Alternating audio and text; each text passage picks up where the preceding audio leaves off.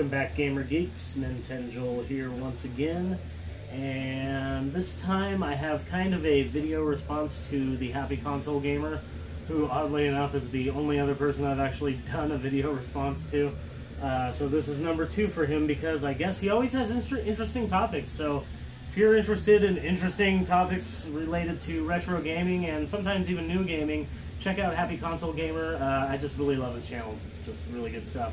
Anyways, his most recent video was rare games that he owns, and I mean, that's a video I was going to do anyways, and I was thinking I'd do it in several parts anyways. I just hadn't quite gotten around to it.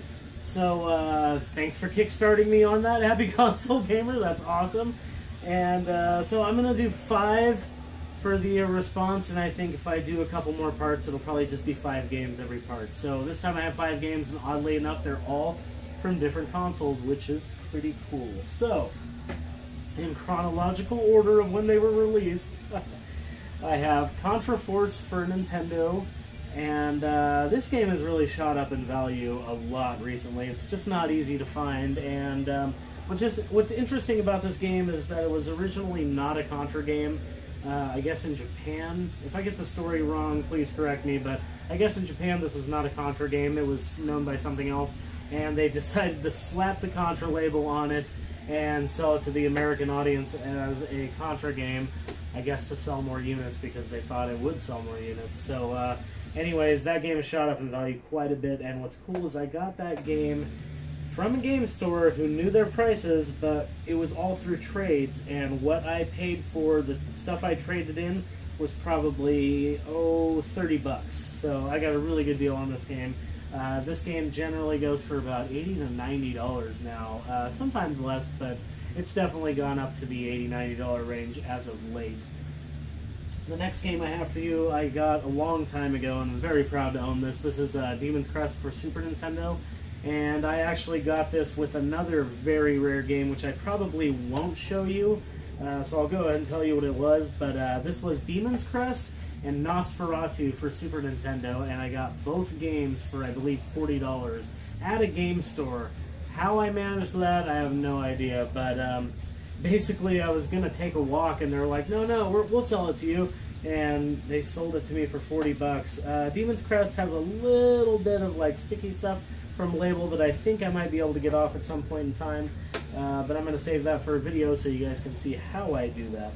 But Demon's Crest, when I got this, was worth about $80, and these days seems to be going towards the $100 range. So very sought after game. Side-scrolling action game. This is based on one of the bad guys from the Ghosts of Goblin series, but you are the bad guy, and you can fly and scale walls and shoot fireballs out of your mouth. It's freaking amazing. Really, really good game. This one's not just expensive because it's rare. This one's expensive because it's highly sought after. It's a very, very good Capcom game. We all know that Capcom kicked ass during the Super Nintendo days. So, for Genesis, I have a very cool game, and this is an Atlas title, and I am a huge fan of Atlas, but you know, more for like the PlayStation 2 games, the Shin Megami Tensei games especially. But yeah, back in the day, Atlas was making quality games, and this is one that I have shown in my Genesis, or my Sega collection, I should say. And this is a Crusader of Sin for the Genesis, and the label is a little dinged up. It's got a couple rips on the label there, but either way, this game goes for more than $100, and I got this from a buddy of mine that I work with, and he has given me a few games, or not given me, but traded me for a few things, or sold me a couple games at very reasonable prices, and I've gotten some very rare things from him. This is one of them. Crusader of Sin is an RPG, but it's also got some elements kind of like Pokemon, where you actually have monsters, and your monsters are fighting with you. But yeah, very interesting game. Also kind of Zelda-ish. It's almost an action RPG, so I highly recommend this game, whether cartridge or if you have to do the dreaded ROM business, go ahead and get the ROM of it. But either way, you should play this game. This is a very good game, and one that I plan on beating very soon in the future. The next one was also on my Sega collection video, and I got it from the same guy at work, and this was just sitting in his garage for years, kind of totally forgotten about, and that is Shining Force CD. And this is complete, except for the foam. It doesn't have the foam, but it's in really good condition. CD's in great condition. Even the case is in perfect condition. And Shining Force, you just can't go wrong with. I did not actually like tactical RPG games very much until I started playing Shining Force. And right now, I'm actually trying to beat Shining Force 1 for Sega Genesis, and then I'm going to beat Shining Force 2 for Sega Genesis, and then after that, I'm going to try to beat Shining Force CD. After that, I'm going to take the plunge, and I'm going to try to get a copy of Shining Force 3 for Sega Saturn.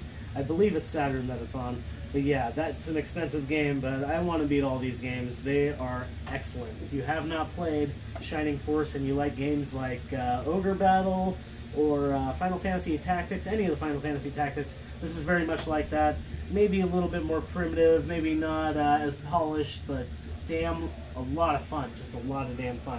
And the last game that I have for you guys that is rare in my collection, and especially in the condition it's in, this is Fire Emblem Path of Radiance for GameCube, and this is complete and in beautiful condition, and this game is going upwards of $80 to $100 for a complete copy. I didn't mention on Shining Force the value on that one either. This one's well over $100 as well.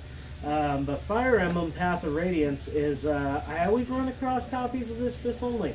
I've actually run into a few, but finding it in that condition, in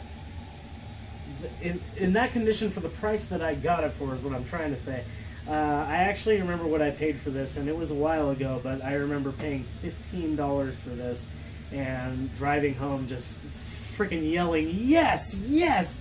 And I was super stoked. Now, Fire Emblem, if you haven't played any of those games, they're also tactical RPGs, very much like the Shining Force games, and that's actually what I would compare them to. But Fire Emblem is, of course, a little more polished. It's a newer game, so yeah, it looks nicer. It plays very nicely as well, and yeah, very proud to have that as well. So that's it. That's 5 rare games that I own. What rare games do you guys have? Leave me a comment below, or hell, do what I did and send me a video response. That would be amazing. I have not had that happen yet, so one of you YouTubers, send me a video response if you are watching this of maybe 5 of your rare games that you own, and I will guarantee I will watch it and give you a thumbs up. So if you like the video, please give a thumbs up below. And if you want to see more videos by me, which I do all kinds of retro video game videos, please subscribe below. And like I said, leave a comment. I want to know what you guys think of these games. So that's pretty much it. Keep gaming, guys.